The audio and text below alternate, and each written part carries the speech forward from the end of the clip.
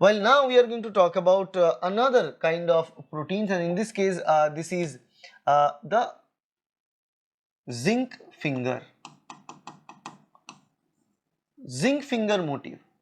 Now why we call it zinc finger motif?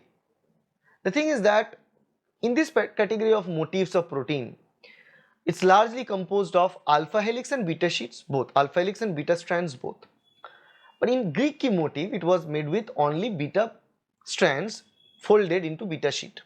Here the Greek key motifs are different, but in this zinc finger motifs, we have alpha helices and we have beta strands. They are connected via loops, and there is a zinc at the center core to hold the structure of the protein altogether with the help of specific amino acid interaction.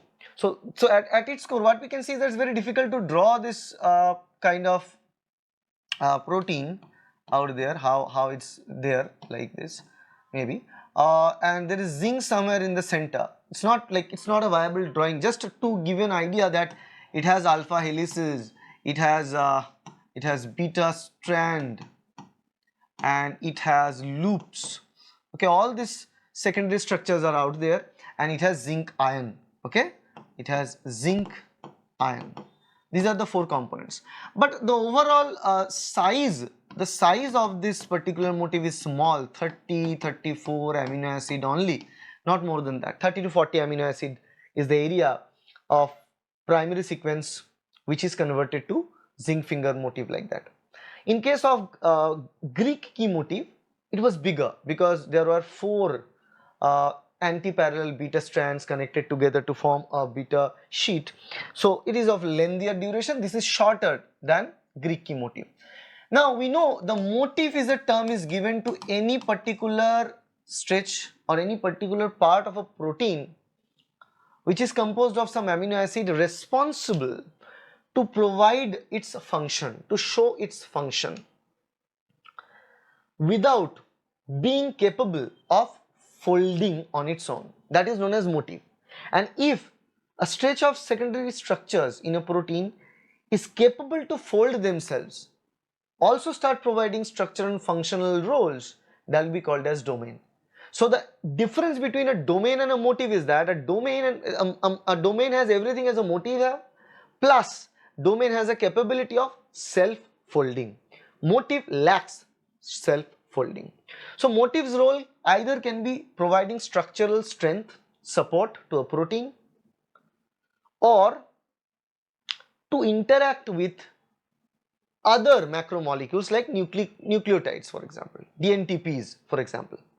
So here this zinc finger motif's very crucial role, very crucial role is to find and interact to the DNA or RNA backbone.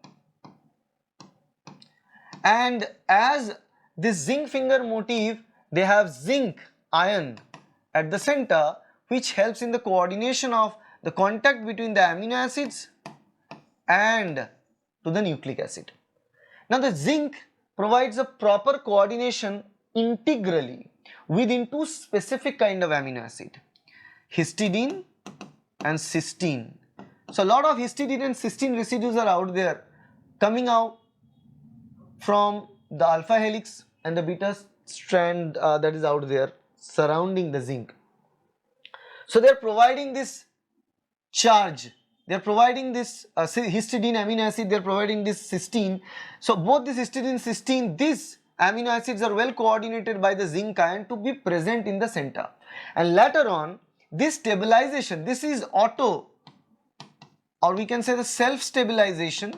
This self-stabilization help this zinc finger domain to interact to the DNA backbone. It helps them to interact to the DNA backbone. So let's say this is the protein, alpha helix, this is a zinc.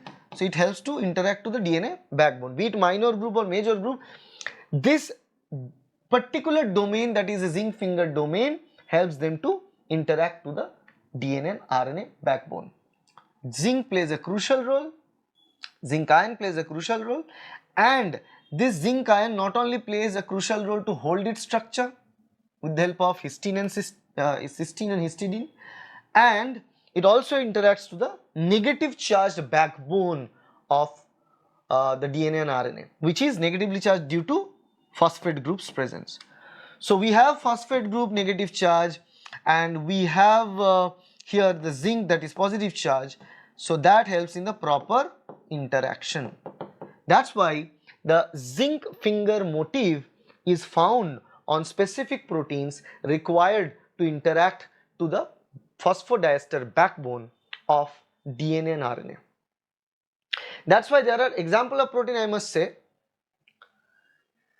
transcription initiation factors, translational initiation factors, you can see transcription initiation factors TF, particularly the transcription initiation factors, so TF2, TF22 for example, many other factors, many other proteins involved in the process of prokaryotic transcription here, no, but even eukaryotic transcription obviously, this transcription factor like TI2F, factor 2, 3, particularly those transcription factors required to directly interact to the DNA backbone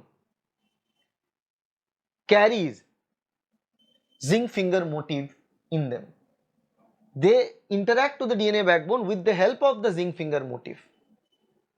That is the role of zinc finger motif. Okay, the structural stability, providing a structural stability is not their goal. To interact to the DNA or RNA in a specific region is their goal, and that's a different goal beyond the Greek key motif. Greek key motif's role is to provide structural strength and support to the protein, but zinc fingers role is to independently find and interact to the DNA backbone, to the phosphodiester negative charge with the help of the zinc in the center to interact,